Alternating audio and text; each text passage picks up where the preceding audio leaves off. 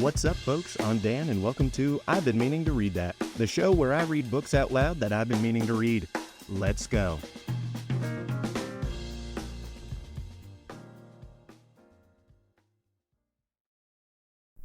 Do y'all ever feel like you're just reading too much? That's how I'm feeling this summer, because I am still working on Xenocide from the Ender's Game series, and I've been reading it. I started it during the school year, and I'm still reading it now, and I tell myself it's my pleasure book that I'm reading by the pool, but man, that is a dense book, and you gotta be really paying attention, and I've still got like 100 pages left. It is deceptively long. And then I'm reading Count of Monte Cristo with you guys. And then when I'm walking and doing cardio, I've got an audiobook that I'm listening to. And then I just went to the library today. I don't know why. Don't ask me. And I picked up a couple more books that I had heard good things about that I wanted to read. And I thought to myself, when? When am I going to read those?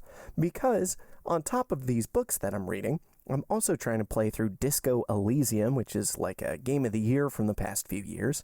And it's a game that's really more like a book. You're like solving a mystery, and most of the gameplay is like walking around and talking to people. So, man, I got too many books, too much story, too much media going on these days.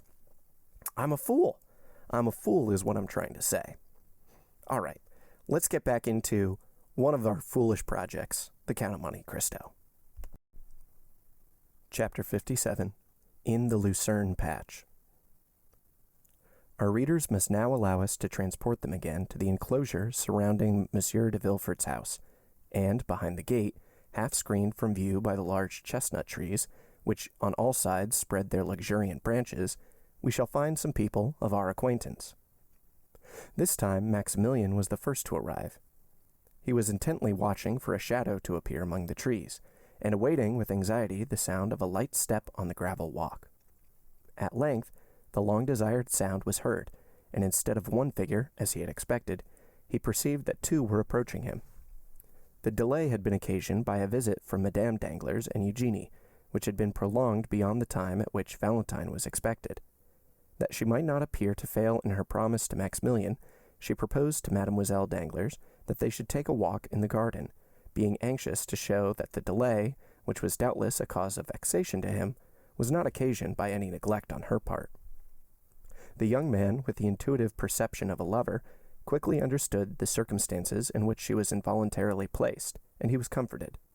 Besides, although she avoided coming within speaking distance, Valentine arranged so that Maximillian could see her pass and repass, and each time she went by, she managed, unperceived by her companion, to cast an expressive look at the young man, a look which seemed to say, "Have patience, you see it is not my fault."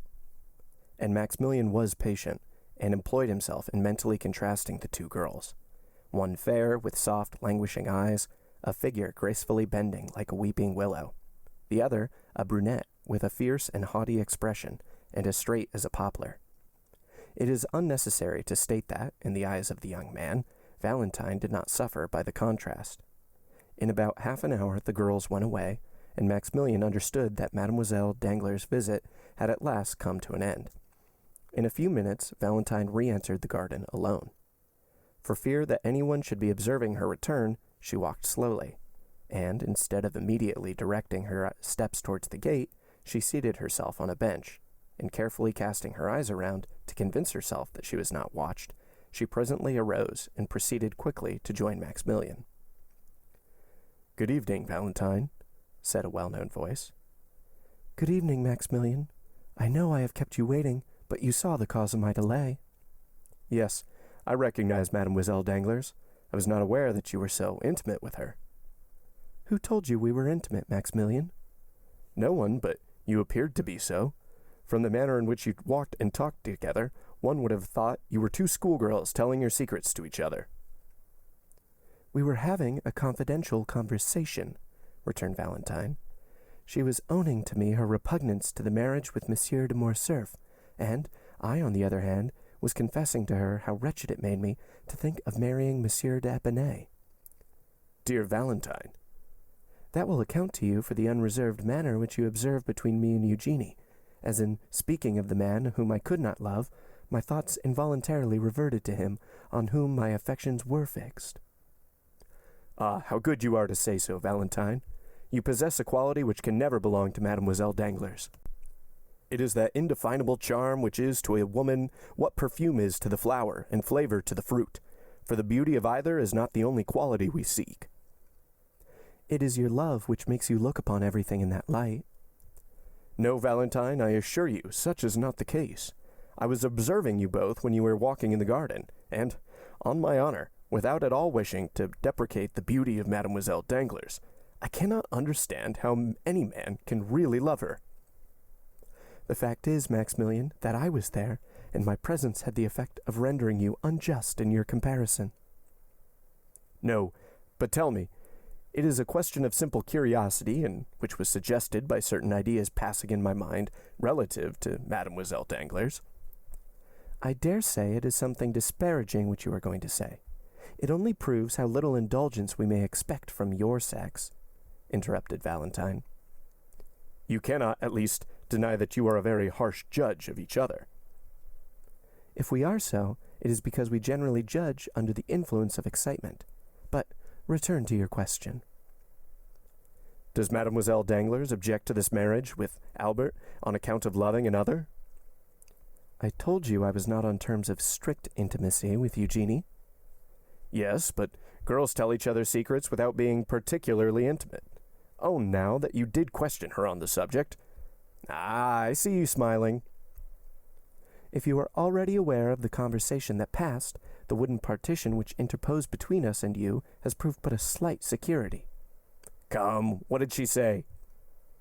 She told me that she loved no one, said Valentine, that she disliked the idea of being married, that she would infinitely prefer leading an independent and unfettered life, and that she almost wished her father might lose his fortune, that she might become an artist like her friend, Mademoiselle Louise d'Armilly. Ah, you see. Well, what does that prove? Asked Valentine. Nothing, replied Maximillian. Then why do you smile? Why, you know very well that you are reflecting on yourself, Valentine. Do you want me to go away? No, no, but do not let us lose time. You are the subject on which I wish to speak. True.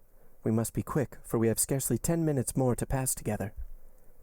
Ma foi, said Maximillian in consternation. Yes, you are right. I am but a poor friend to you.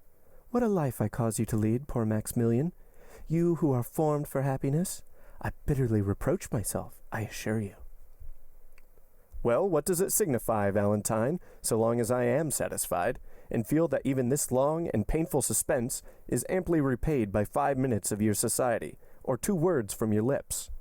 And I have also a deep conviction that heaven would not have created 2 hearts, harmonizing as ours do, and almost miraculously brought us together, to separate us at last. Those are kind and cheering words. You must hope for us both, Maximillian. That will make me at least partly happy. But why must you leave me so soon? I do not know particulars. I can only tell you that Madame de Villefort sent to request my presence, as she had a communication to make on which a part of my fortune depended. Let them take my fortune. I am already too rich, and, perhaps, when they have taken it, they will leave me in peace and quietness. You would love me as much if I were poor, would you not? Oh, I shall always love you. What should I care for either riches or poverty, if my Valentine was near me, and I felt certain that no one could deprive me of her? But do you not fear that this communication may relate to your marriage? I do not think that this is the case. However it may be, Valentine, you must not be alarmed. I assure you that, as long as I live, I shall never love anyone else. You think to reassure me when you say that, Maximillian? Pardon me. You are right. I am a brute. But I was going to tell you that I met Albert de Morcerf the other day. Well? Franz d'Épinay is his friend, you know. What then? Albert has received a letter from Franz, announcing his immediate return. Valentine turned pale and leaned her hand against the gate. Heavens, if it were that! But no, the communication would not come through Madame de Villefort. Why not? Because, I scarcely know why, but it has appeared as if Madame de Villefort secretly objected to the marriage, although she did not choose openly to oppose it. "Is it so? Then I feel as if I could adore Madame de Villefort."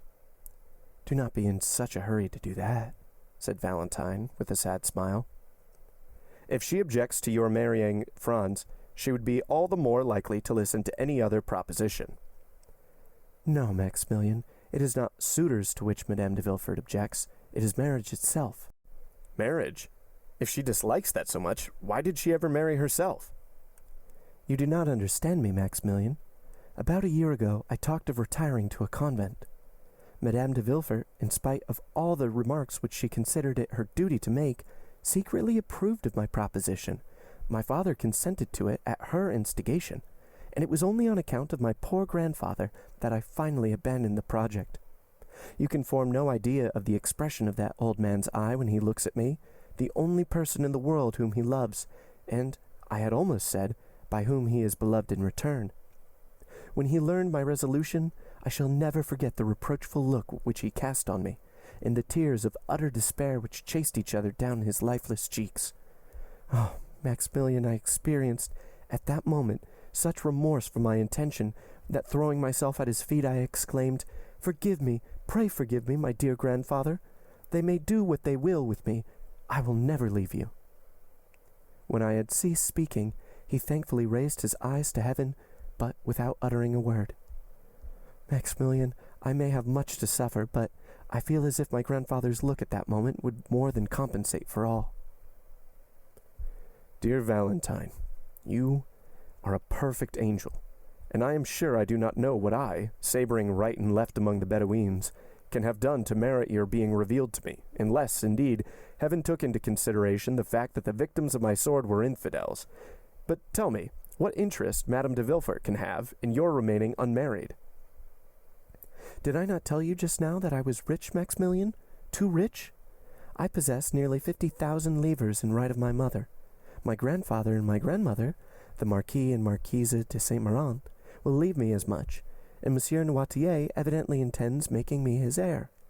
My brother Edward, who inherits nothing from his mother, will, therefore, be poor in comparison with me. Now, if I had taken the veil, all this fortune would have descended to my father, and in reversion, to his son." "Ah, how strange it seems that such a young and beautiful woman should be so avaricious." "It is not for herself that she is so, but for her son. And what you regard as a vice becomes almost a virtue when looked at in the light of maternal love." "But could you not compromise matters and give up a portion of your fortune to her son?" "How can I make such a proposition, especially to a woman who always professes to be so entirely disinterested?" "Valentine, I have always regarded our love in the light of something sacred. Consequently, I have covered it with the veil of respect, and hid it in the innermost recesses of my soul. No human being, not even my sister, is aware of its existence. Valentine, will you permit me to make a confidant of a friend and reveal to him the love I bear you?" Valentine started. "A friend? Maximillian, who is this friend? I tremble to give my permission." "Listen, Valentine. Have you never experienced for anyone that sudden and irresistible sympathy which made you feel as if the object of it had been your old and familiar friend, though, in reality, it was the first time you had ever met? Nay, further, have you ever endeavored to recall the time, place, and circumstances of your former intercourse, and, failing in this attempt, have almost believed that your spirits must have held converse with each other in some state of being anterior to the present, and that you are now, only now, occupied in a reminiscence of the past?" "Yes." "Well, that is precisely the feeling which I experienced when I first saw that extraordinary man." "Extraordinary, did you say?" "Yes." "You have known him for some time, then?" "Scarcely longer than 8 or 10 days." "And do you call a man your friend whom you have only known for 8 or 10 days? Maximillian, I had hoped you set a higher value on the title of friend." "Your logic is most powerful, Valentine, but say what you will, I can never renounce the sentiment which has instinctively taken possession of my mind. I feel as if it were ordained that this man should be associated with all the good which the future may have in store for me, and sometimes it really seems as if his eye was able to see what was to come, and his hand endowed with the power of directing events according to his own will." "He must be a prophet, then. said Valentine, smiling. Indeed, said Maximillian. I have often been almost tempted to attribute to him the gift of prophecy. At all events, he has a wonderful power of foretelling any future good. Ah, said Valentine in a mournful tone. Do not let me see this man, Maximillian. He may tell me whether I shall ever be loved sufficiently to make amends for all I have suffered. My poor girl, you know him already. I know him?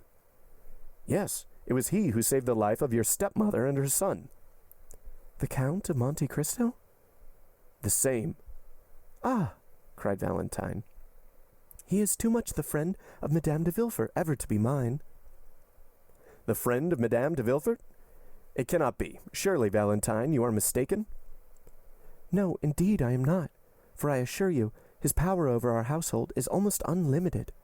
Courted by my stepmother, who regards him as the epitome of human wisdom, admired by my father, who says he has never before heard such sublime ideas so eloquently expressed, idolized by Edward, who, notwithstanding his fear of the Count's large black eyes, runs to meet him the moment he arrives, and opens his hand, in which he is sure to find some delightful present. Monsieur de Monte Cristo appears to exert a mysterious and almost uncontrollable influence over all the members of my family. If such be the case, my dear Valentine, you must yourself have felt, or at all events will soon feel, the effects of his presence. He meets Albert de Morcerf in Italy. It is to rescue him from the hands of the banditti. He introduces himself to Madame Danglars. It is that he may give her a royal present. Your stepmother and her son pass before his door. It is that his Nubian may save them from destruction. This man evidently possesses the power of influencing events, both as regards men and things. I never saw more simple tastes united to greater magnificence. His smile is so sweet when he addresses me that I forget it ever can be bitter to others. Valentine, tell me, if he ever looked on you with one of those sweet smiles. If so, depend on it, you will be happy. Me? Said the young girl. He never even glances at me. On the contrary, if I accidentally cross his path, he appears rather to avoid me. He is not generous, neither does he possess that supernatural penetration which you attribute to him. For if he did, he would have perceived that I was unhappy. And if he had been generous, seeing me sad and solitary, he would have used his influence to my advantage. And, since, as you say, he resembles the sun, he would have warmed my heart with one of his life-giving rays. You say he loves you, Maximillian. How do you know that he does? All would pay deference to an officer like you, with a fierce mustache and a long saber, but they think they may crush a poor weeping girl with impunity. Valentine, I assure you, you are mistaken. If it were otherwise, if he treated me diplomatically, that is to say, like a man who wishes, by some means or other, to obtain a footing in the house, so that he may ultimately gain the power of dictating to its occupants, he would, if it had been but once, have honored me with the smile which you extol so loudly. But no, he saw that I was unhappy, he understood that I could be of no use to him, and therefore paid no attention to me whatsoever. Who knows but that, in order to please Madame de Villefort and my father, he may not persecute me by every means in his power? It is not just that he should despise me so without any reason. Forgive me, said Valentine, perceiving the effect which her words were producing on Maximillian. I have done wrong, for I have given utterance to thoughts concerning that man which I did not even know existed in my heart. I do not deny the influence of which you speak, or that I have not myself experienced it, but with me it has been productive of evil rather than good. Well, Valentine, said Morrel with a sigh, we will not discuss the matter further. I will not make a confidant of him. Alas, said Valentine, I see that I have given you pain. I can only say how sincerely I ask pardon for having grieved you.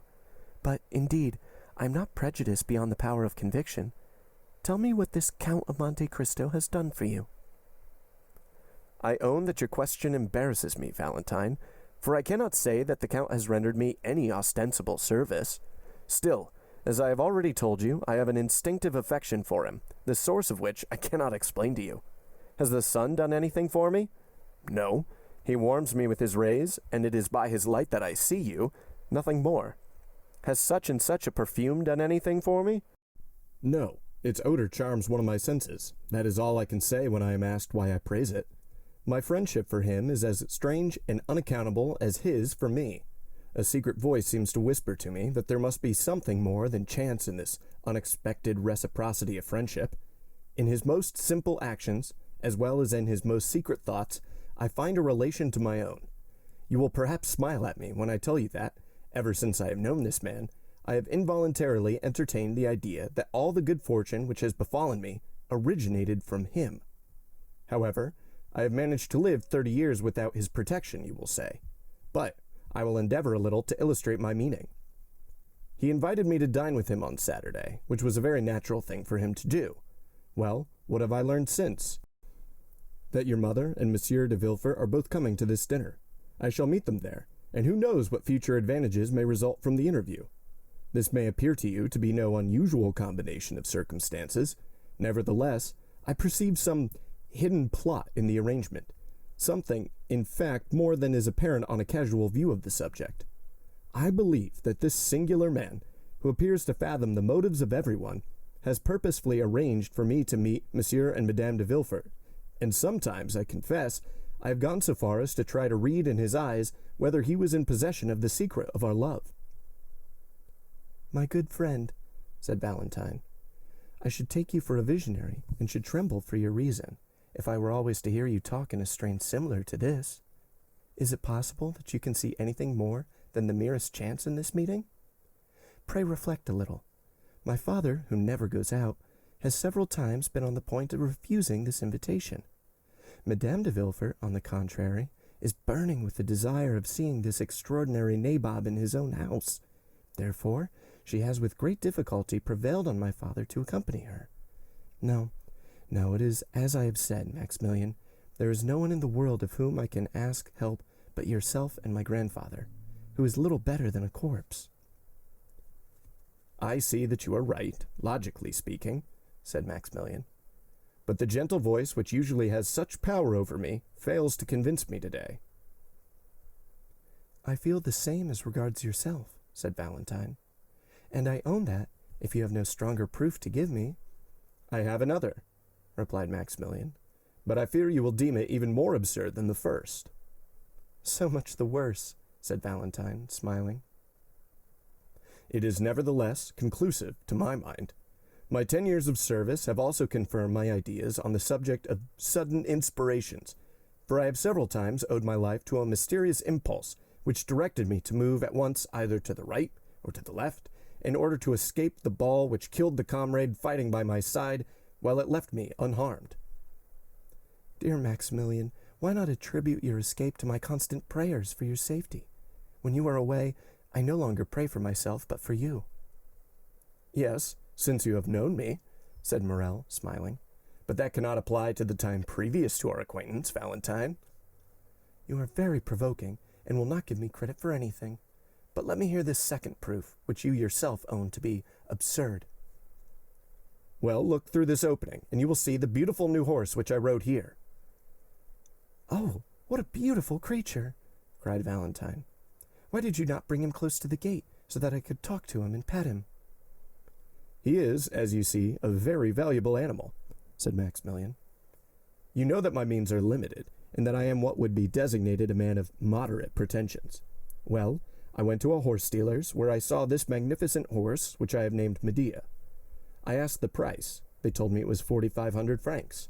I was, therefore, obliged to give it up, as you may imagine.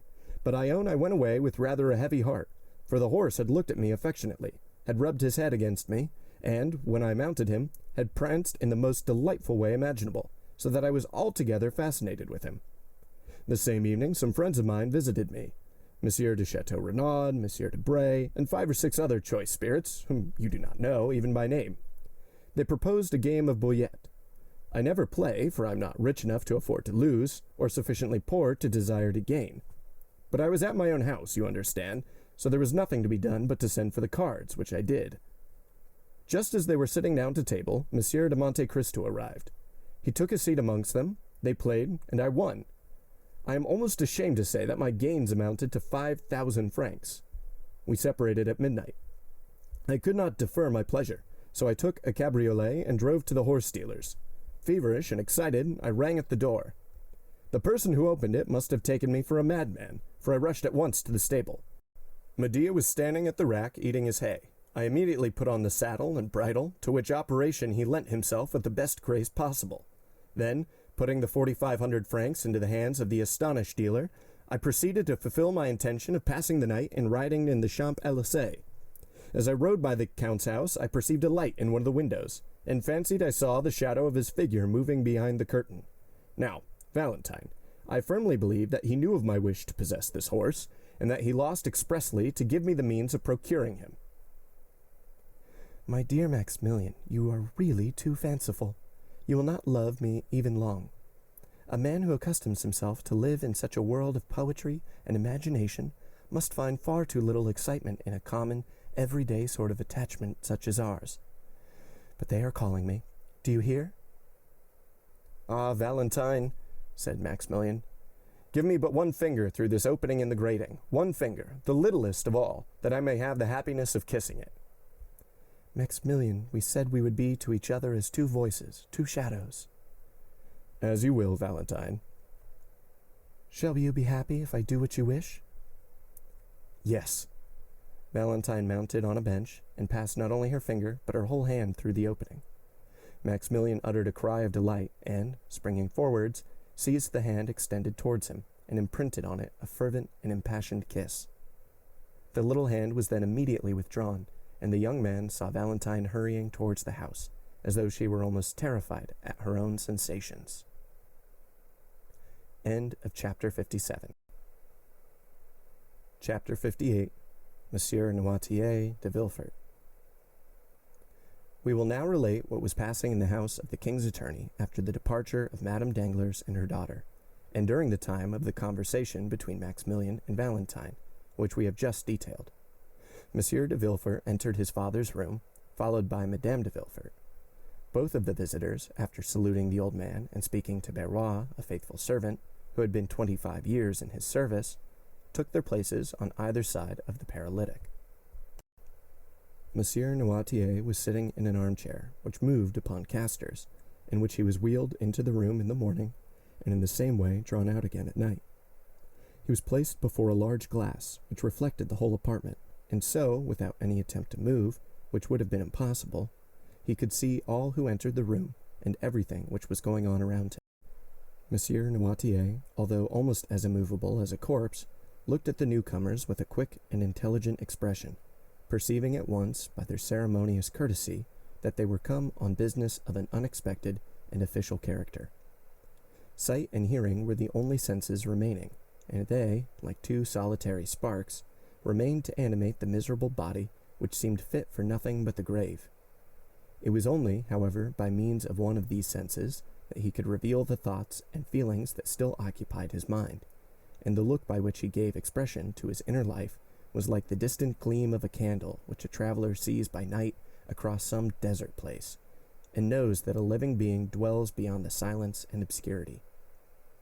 Noirtier's hair was long and white, and flowed over his shoulders, while in his eyes, shaded by thick black lashes, was concentrated, as it often happens with an organ which is used to the exclusion of the others, all the activity, address, force, and intelligence which were formerly diffused over his whole body.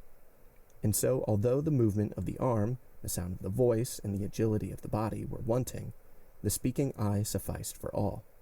He commanded with it. It was the medium through which his thanks were conveyed. In short, his whole appearance produced on the mind the impression of a corpse with living eyes, and nothing could be more startling than to observe the expression of anger or joy suddenly lighting up these organs, while the rest of the rigid and marble-like features were utterly deprived of the power of participation. 3 persons only could understand this language of the poor paralytic. These were Villefort, Valentine, and the old servant of whom we have already spoken. But as Villefort saw his father but seldom, and then only when absolutely obliged, and as he never took any pains to please or gratify him when he was there, all the old man's happiness was centered in his granddaughter. Valentine, by means of her love, her patience, and her devotion, had learned to read in Noirtier's look all the varied feelings which were passing in his mind. To this dumb language, which was so unintelligible to others, she answered by throwing her whole soul into the expression of her countenance, and in this manner were the conversations sustained between the blooming girl and the helpless invalid, whose body could scarcely be called a living one, but who, nevertheless, possessed a fund of knowledge and penetration, united with a will as powerful as ever, although clogged by a body rendered utterly incapable of obeying its impulses. Valentine had solved the problem, and was able to easily understand his thoughts, and to convey her own in return. And though her untiring and devoted assiduity, it was seldom that, in the ordinary transactions of everyday life, she failed to anticipate the wishes of the living, thinking mind, or the wants of the almost inanimate body. As to the servant, he had, as we have said, been with his master for 25 years. Therefore, he knew all his habits, and it was seldom that Noirtier found it necessary to ask for anything, so prompt was he in administering to all the necessities of the invalid.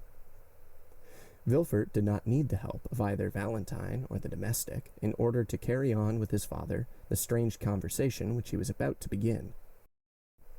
As we have said, he perfectly understood the old man's vocabulary, and if he did not use it more often, it was only indifference and ennui which prevented him from doing so. He therefore allowed Valentine to go into the garden, sent away Barrois, and after having seated himself at his father's right hand, while Madame de Villefort placed herself on the left, he addressed him thus.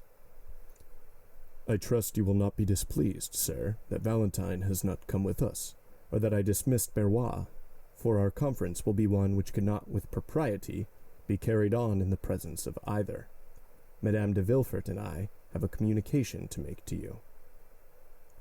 Noirtier's face remained perfectly passive during this long preamble, while on the contrary, Villefort's eye was endeavoring to penetrate into the inmost recesses of the old man's heart.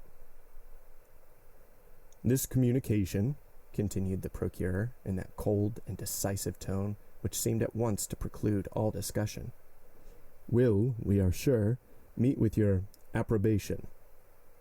The eye of the invalid still retained that vacancy of expression which prevented his son from obtaining any knowledge of the feelings which were passing in his mind. He listened, nothing more. Sir, resumed Villefort, we are thinking of marrying Valentine. Had the old man's face been molded in wax, it could not have shown less emotion at this news than was now to be traced there. The marriage will take place in less than 3 months, said Villefort. Noirtier's eye still retained its inanimate expression.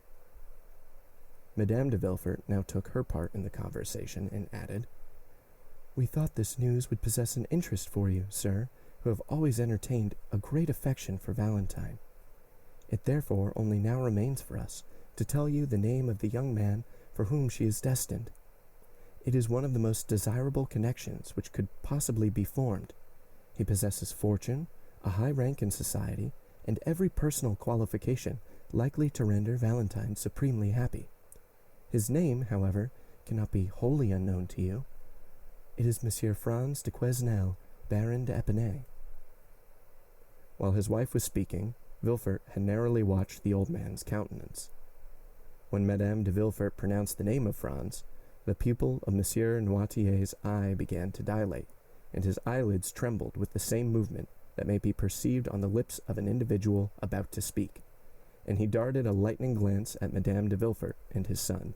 The procureur, who knew the political hatred which had formerly existed between Noirtier and the elder d'Épinay, well understood the agitation and anger which the announcement had produced, but, feigning not to perceive either, he immediately resumed the narrative begun by his wife.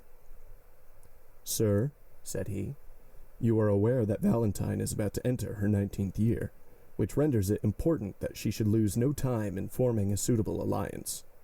Nevertheless, you have not been forgotten in our plans, and we have fully ascertained beforehand that Valentine's future husband will consent, not to live in this house, for that might not be pleasant for the young people, but that you should live with them, so that you and Valentine, who are so attached to each other, would not be separated, and you would be able to pursue exactly the same course of life which you have hitherto done, and thus, instead of losing, You will be a gainer by the change, as it will secure to you 2 children instead of 1, to watch over and comfort you." Noirtier's look was furious.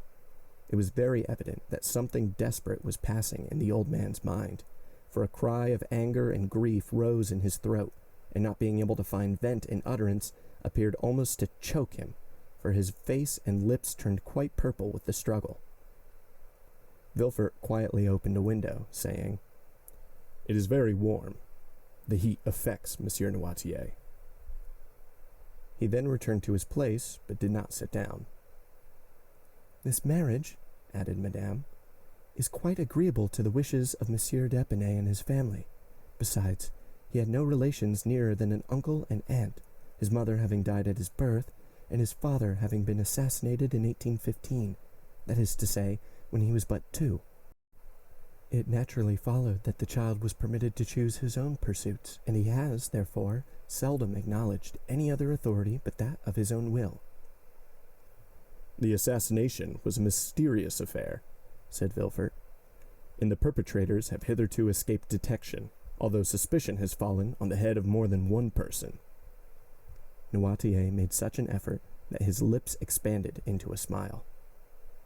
"Now," continued Villefort, "those to whom the guilt really belongs, by whom the crime was committed, on whose heads the justice of man may probably descend here, and the certain judgment of God hereafter, would rejoice in the opportunity thus afforded of bestowing such a peace offering as Valentine on the son of him whose life they so ruthlessly destroyed."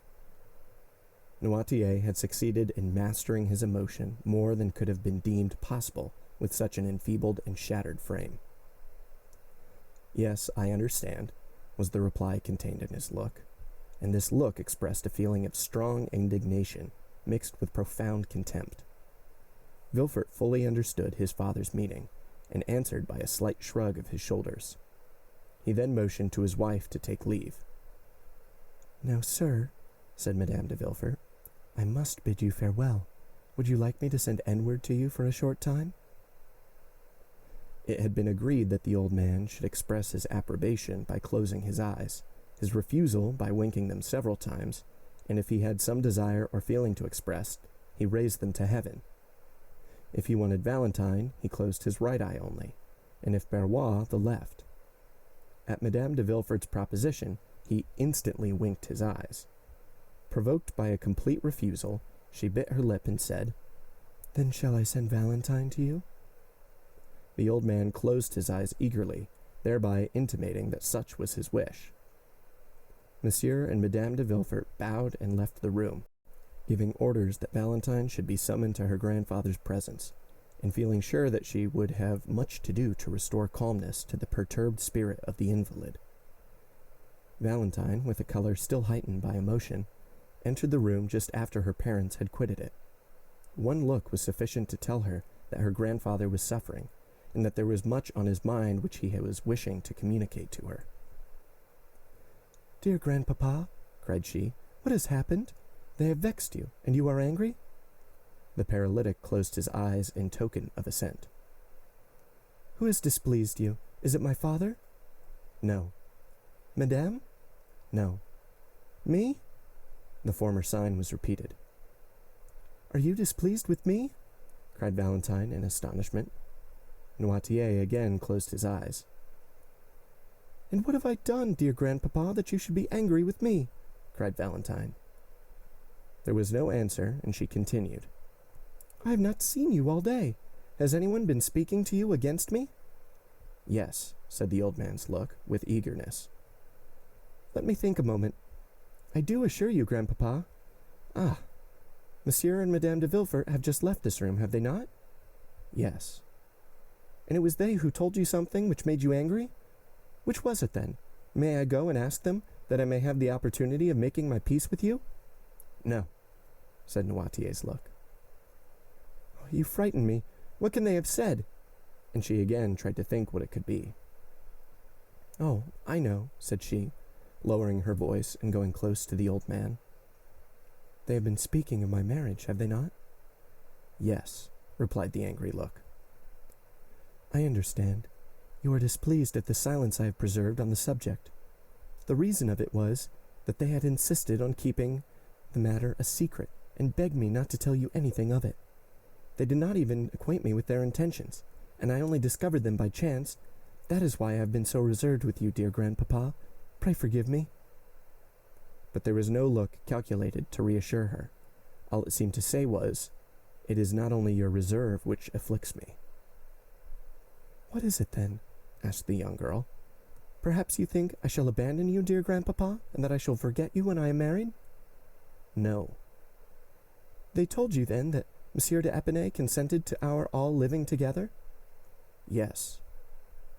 "Then why are you still vexed and grieved?" The old man's eyes beamed with an expression of gentle affection. "Yes, I understand," said Valentine. "It is because you love me." The old man assented. "And you are afraid I shall be unhappy?" "Yes." "You do not like Monsieur Franz?" The eyes repeated several times, "No, no, no." "Then you are vexed with the engagement?" "Yes." "Well, listen," said Valentine, throwing herself on her knees and putting her arm round her grandfather's neck.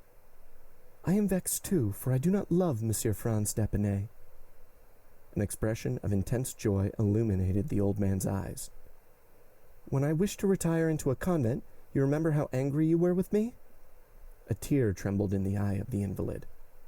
"Well," continued Valentine, "the reason of my proposing was that I might escape this hateful marriage, which drives me to despair."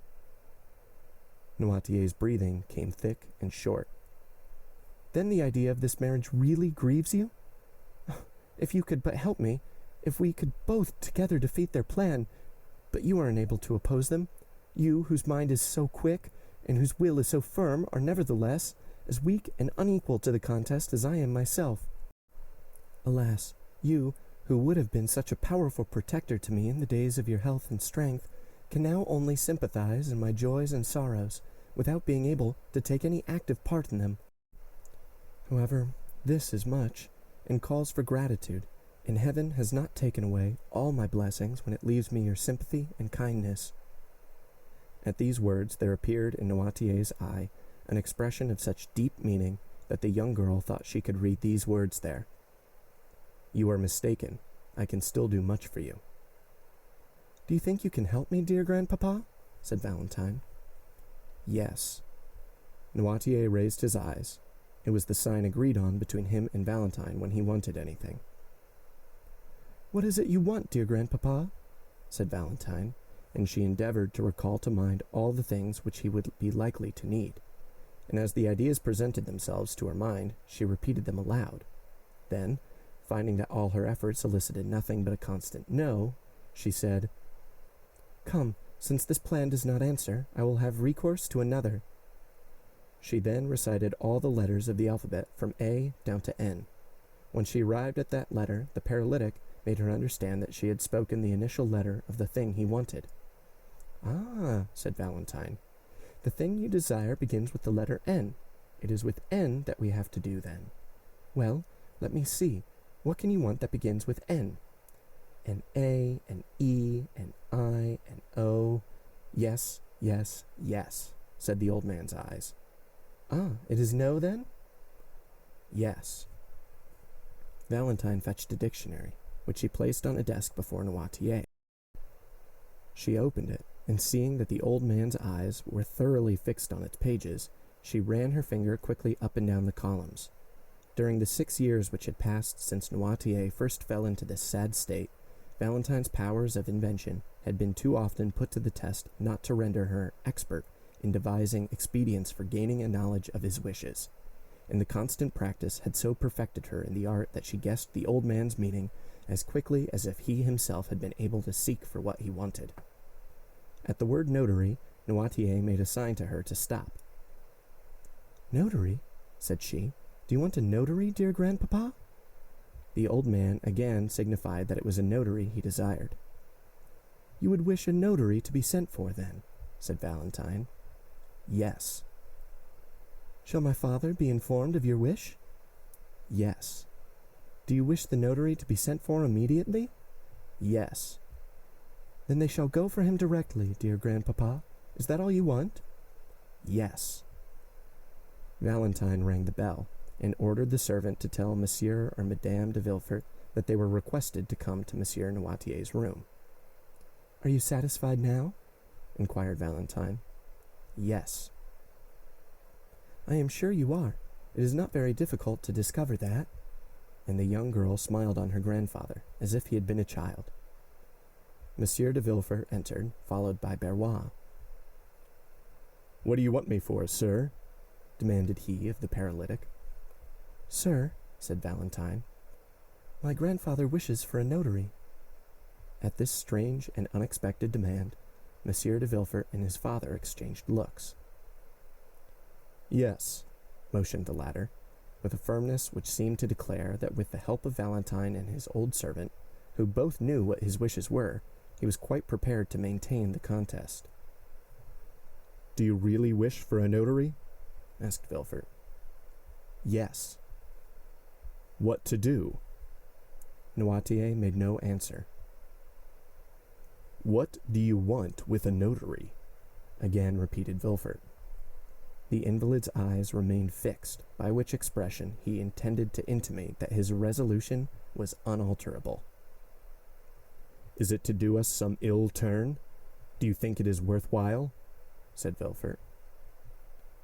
"Still," said Barrois, with the freedom and fidelity of an old servant, "if Monsieur Noirtier asks for a notary, I suppose he really wishes for a notary. Therefore, I shall go at once and fetch one." Barrois acknowledged no master but Noirtier, and never allowed his desires in any way to be contradicted. "Yes, I do want a notary," motioned the old man, shutting his eyes with a look of defiance, which seemed to say, "And I should like to see the person who dares to refuse my request." "You shall have a notary, as you absolutely wish for one, sir," said Villefort. "But I shall explain to him your state of health, and make excuses for you, for the scene cannot fail of being a most ridiculous one." "Never mind that," said Barrois. "I shall go and fetch one, nevertheless." And the old servant departed triumphantly on his mission. End of chapter 58. And cut. That's a wrap, folks. Thanks for listening to today's episode of I've Been Meaning to Read That, with me, your host, Dan. If you want to learn more about the show, you can follow us on Instagram at Meaning to Read and TikTok at I've Been Meaning. If you want to support the show to help keep it going, you can find me on Venmo at Dingus Donut, DINGUSDONUT. Supporters get a shout out on the show, and even more important, get to vote on the next book that we read. No matter what, I'll see you for our next episode. Until then, read those books you've been meaning to read, and have a lovely, lovely day.